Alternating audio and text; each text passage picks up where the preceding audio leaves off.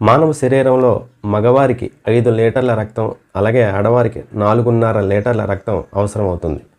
ఆడవారిలో haemoglobin percentage 12 నుండి 14% ఉండాలి. అలాగే మగవారిలో 14 నుండి 16% వరకు ఉండాలి. అయితే కాలక్రమేణా రోజులు గడుస్తున్న కొద్దీ మన శరీరంలోని ముసలివి అయిపోయిన రక్త కణాలు చనిపోతుంటాయి. వాటి స్థానంలో కొత్త రక్త కణాలు పుడుతూ ఉండాలి. ఈ విధంగా మన శరీరంలో కొత్త రక్త కణాలు పుట్టాలంటే మన బాడీలోని ఐరన్, అలాగే విటమిన్స్, మినరల్స్ ఇవన్నీ సమృద్ధిగా ఉండాలి.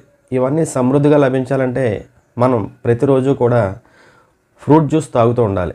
అయితే ఈ రోజుల్లో పళ్ళు చాలా రేటు కాబట్టి, ఎక్కువ ఖరీదులో ఉన్నాయి కాబట్టి వాటి స్థానంలో మనం వెజిటబుల్ జ్యూస్ తాగడం వల్ల కూడా మన శరీరానికి కావలసిన సూక్ష్మ పోషకాలు మన శరీరానికి అందుతాయన్నమాట.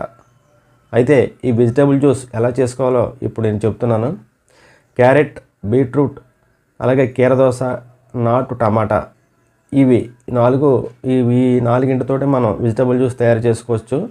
ఒక మనిషికి ఒక గ్లాసు జ్యూస్ కావాలంటే 2 క్యారెట్లు, 1 కీరదోస, 2 టమాటా, ఒక చిన్న ముక్క బీట్రూట్ తీసుకుని వాటిని శుభ్రంగా కడిగేసి ముక్కలు కోసుకుని ఫస్ట్ కీరదోస, టమాటా మిక్సీలో వేసి గ్రైండ్ చేయాలి. దానికి ఒక 1/2 గ్లాసు నీళ్ళను కలిపి ఆ తర్వాత క్యారెట్, బీట్రూట్ ముక్కలను వేసి శుభ్రంగా జ్యూస్ తీసి వాటిని వడకట్టి అందులో ఒక చెక్క నిమ్మకాయ, ఒక 2 స్పూన్ల తేనె కలుపుకొని తాగాలన్నమాట. ఈ విధంగా ఇందులో పంచదార వేయకుండా పంచదార బదులు తేనె కలుపుకోవాలి.